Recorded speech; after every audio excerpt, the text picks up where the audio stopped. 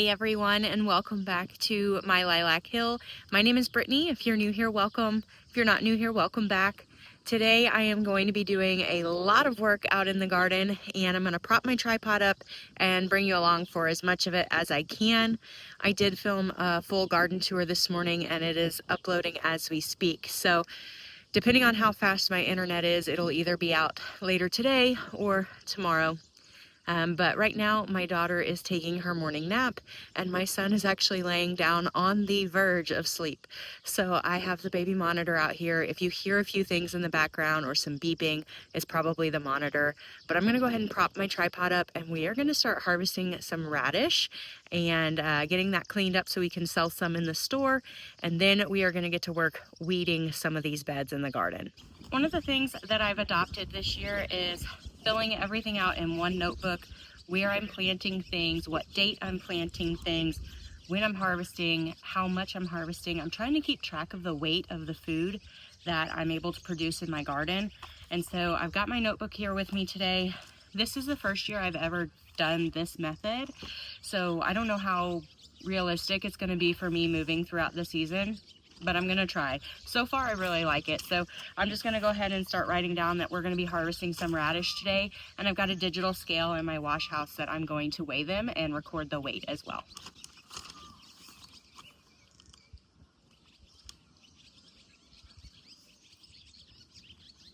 One of the things I'm also going to be doing is taking the weights of everything that I'm harvesting from my notebook and putting it into one spreadsheet on Excel, just to keep everything in one spot so I don't have to flip through a bunch of pages to add up, because at the end of the year I want to see just how much food I was able to grow for my family in this garden. I may not actually want to harvest all these.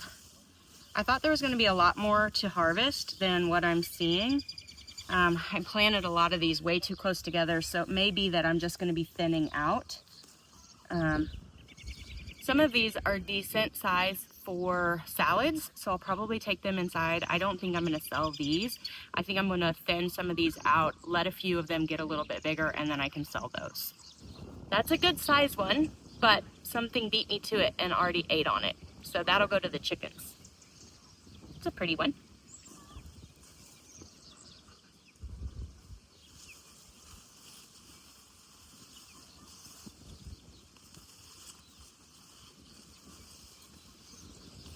Now, some of the food that I harvest out of this garden that I end up feeding to the chickens, I am not going to include that in the weights, just because my family's not consuming that and I'm not selling it in the store. So we're just gonna give that to the chickens. They'll enjoy it. It'll cut down on our feed costs for them, but I will not include that in the produce weights for the year.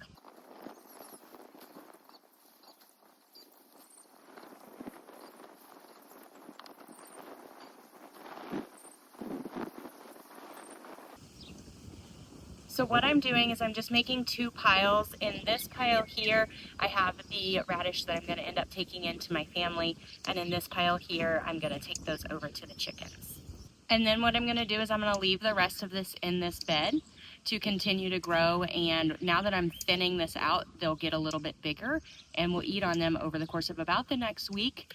And then I'm going to take all of them out and we will reseed this bed for another round of radishes. Okay, so I just harvested what I could, what was reasonable size to go in a salad, and I'm going to take those inside. I'm going to leave the rest to continue to bulb out for about the next week or so, and we'll pick again. I'm not going to have any to sell in the store today. A lot of them were eaten by something. Something is living in my bed, I think, and eating a lot of my radish. I have a massive pile that here in just a second you and I are going to go feed the chickens. But I do have a few that ended up being pretty decent sized for like a salad or just fresh eating. So I'm going to weigh these and take them inside, and we will snack on these and enjoy them just as a family. First, let's go weigh these, and then let's come back and grab the snacks for the chickens. Okay, so right now I'm in the store, and we're gonna go ahead and weigh these. Now we're gonna tare it. So we're on 0 pounds, And I brushed a lot of the dirt off. I'm leaving the greens on because the greens are edible, so this is still food for my family. And we're gonna go ahead and place that in there. Okay, 0.78 is what we're gonna go with. So that's 0.78 pounds. Let's see. Change it to kilograms, 0.3. We could change it to ounces if we wanted. That'd be 12.5 ounces. But I'm gonna leave it in pounds, so that's 0.78 pounds of radish for our first radish harvest of the season. And I'm just gonna take this bowl inside and I'll rinse them and everything when I go in for lunch. But we're gonna go grab the other radishes and take them out to the chickens. So like I said, there's a critter living in that garden bed eating quite a bit. So all of these have holes in them and are starting to rot. But the chickens won't mind that much. In fact, I think they're really gonna enjoy it.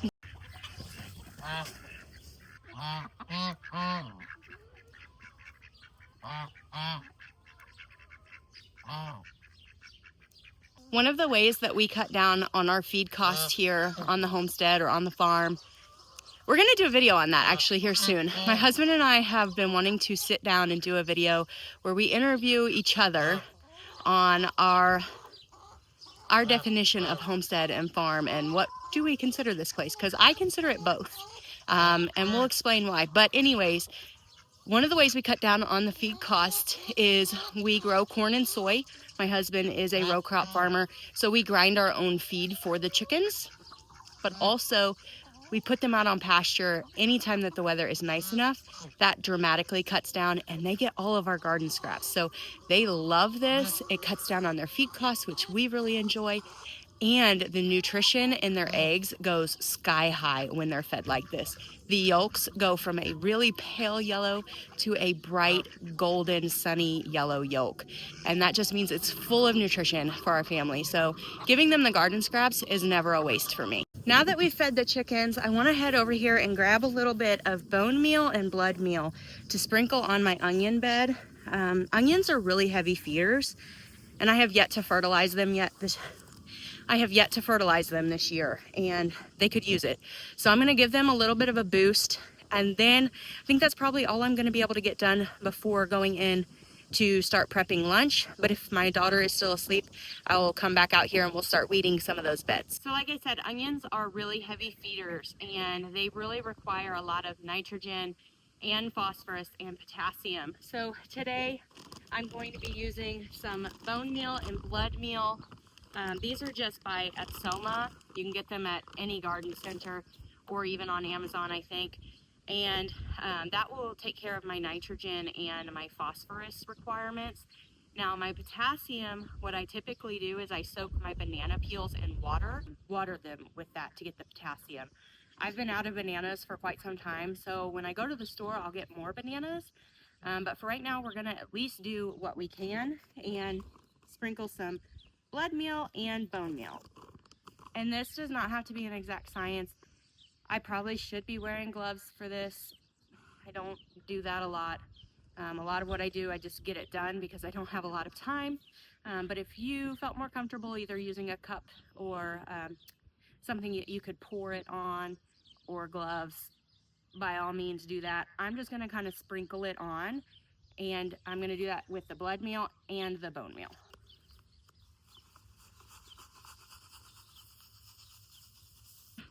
This evening, when I water everything in, I'll make sure to really do a good job of watering this fertilizer in. But for right now, it's fine to just sit there.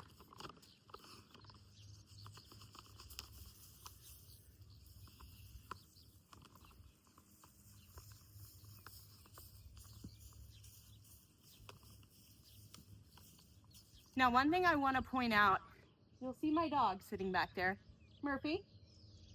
See? He's always close by me when I'm gardening, but normally I don't mind that he's with me. This is one thing that I will have to watch him, because he'll smell this bone meal and blood meal and he'll want to dig around in this. So if you have pets in your garden, just make sure that you kind of keep an eye on that. Certain fertilizers that you use, it entices them to want to chew or dig and try and figure out what that smell is. Okay, there you can see all of the fertilizer just kind of setting on the bed. Like I said, I will water this in really well this evening. That being said, it is now time for me to head inside and start working on something for everyone to eat for lunch, and take care of Maggie. She'll probably be waking up from her nap at that point. After lunch, I will be coming back out, and I'm gonna flip the camera around and show you what my first couple of priorities are. I have to get those done today, and if we can get those done, then I have a couple other things I wanna try and work on. So the first priority, and I mentioned this a little bit in my garden tour video, will be weeding this first landscape fabric section where I have my beans, my squashes, and my melons. This has got to be done today because otherwise the grass is going to start to take over and destroy all of the hard work that I've done trying to get these things to germinate. So this has to be done. The next thing that I would really like to get done is weeding the cut flower section back there. That way I can direct sow some more flowers. Now, if I can get both of those things done this afternoon, and that doesn't sound like a lot of work, and it's really not. But when you have a 5-month-old, you work on their schedule, not yours. So sometimes it's really difficult for me to get even that much done. But if I can get that much done, then my next priority is going to be coming back out here where I have my straw bales and continuing to work at getting my winter squash section ready to go, because my sweet potato slips are ready and my winter squashes need to go in. So we'll see how far I get. I may also do some more harvesting in the salad bed. There's a lot of kale that is ready, so I might harvest a little bit of that. But we'll see how this afternoon goes. I'm gonna head inside, get lunch going for the family, and we will reconvene this afternoon.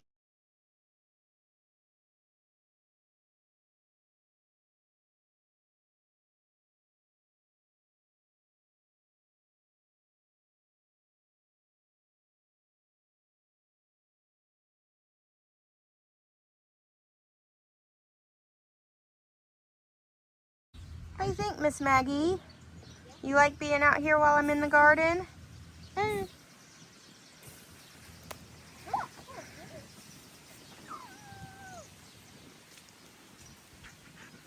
Mama, Yeah, babe. can you buy a sweater costume with the sand will come out of his fist?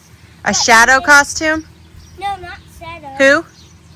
The guy who has his, when he does this, his sayings will come out. Oh. Can you get those, but you just hold on to them and get Wolverine? the costume? Yeah. Okay. And get the costume and get the, but you just hold on to them. Maybe at Halloween time. Okay. Well, I've got quite a bit of weeding done. I'm not completely done in that first section, but I'm taking a break and hanging out with the kiddos for a little bit, and then I'll get right back to it, and I'll show you what it looks like when I get done. Okay, I got this entire section weeded. Now, it's definitely not perfect, and there are a few places, as I go down, you'll be able to see them better, but there is a few places that I did not do any weeding, and that is because either the weeds choked out the seedling, the seed didn't germinate, or it was just such a weak seedling that I decided it's not worth keeping. And so once I go through my winter sowing jugs and determine what I have left as seedlings and see if I want to plant those here or if I want to just re-sow some green beans, once I have that determined, then when I come through to plant, I'll do the weeding. It's one of the ways that I save a little bit of time is I don't touch things more than I have to. And so I left those alone, but everything else got weeded and I think it looks a lot better. So let me flip the camera around and we'll show. And the wind did pick up quite a bit today, so hopefully the wind noise won't be too bad on here. But my green beans are definitely looking a lot better. Now here are a few of the Napa cabbages. That one I need to thin out. That one I'll probably leave. But most of the rest of the cabbages I just left alone because they were such tiny little seedlings that at this point it's better to just move on to something else and do cabbages in the fall. But my green beans are looking really good. And then when I got to the end of my what I wanted to do as green beans on that row, I plopped in some zinnia seeds. So those are all looking really well. And I'm excited for them to grow up, be nice and tall and colorful. So again, these are all the cabbages. These were left empty. I think I ran out of seeds. So I'll have to I'll have to plant something in there at some point. But this, let me get out of the light here, is where we start with the zucchini and squashes, and they are looking nice and strong, and they look a lot better now that they've been weeded. Some of them, the weeds were starting to choke out, so they're a little tiny, but I think they will make it. So that's all of my zucchini all the way down the rest of the row. There was 6 plants here. I think these were 6 cantaloupes and the rest was watermelon. The cantaloupes did not make it, and that was old seed, so that could have been part of it, or it could have just been the grass choked them out. I may re-sow them. I may leave it alone. I'm not sure.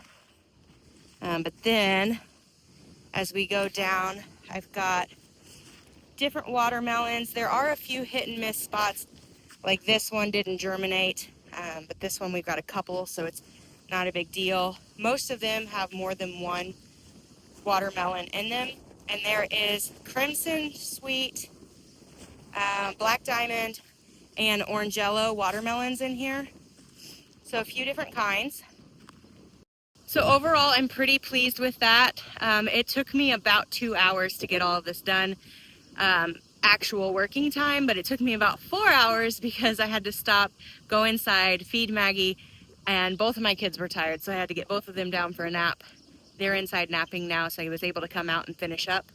And while they are still napping, I think I'm gonna go ahead and put some zinnia seeds in the ground. I'm probably not gonna film that, just know that I'm putting zinnia seeds in the ground, and when the cut flower garden starts to really come together, I will do a tour on it. But right now it's mostly weeds, and I haven't been able to really focus on that yet. So there's not a lot to look at. So I think what I'm gonna do is I'm gonna wrap this video up here so that I can really focus with the time I have left for the day and get some work done. Thank you guys so much for watching, and I will catch you in the next video, and we'll see what I've been able to get accomplished.